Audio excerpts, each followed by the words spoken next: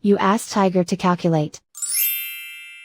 This deals with finding the midpoint between 2 points. The midpoint between the 2 points is -39.5, -36.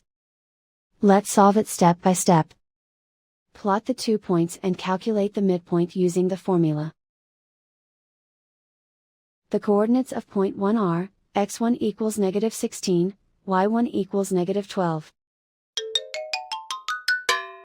The coordinates of point 2 are, x2 equals -63, y2 equals -60. PM represents the midpoint of the 2 points.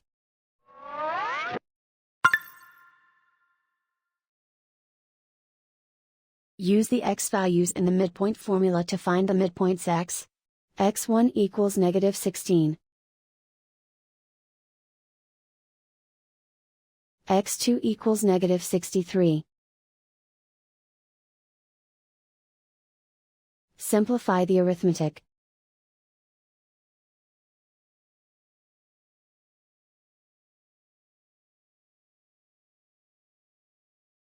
Use the y values in the midpoint formula to find the midpoints y.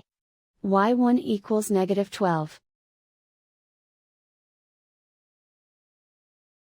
y2 equals -60. Simplify the arithmetic.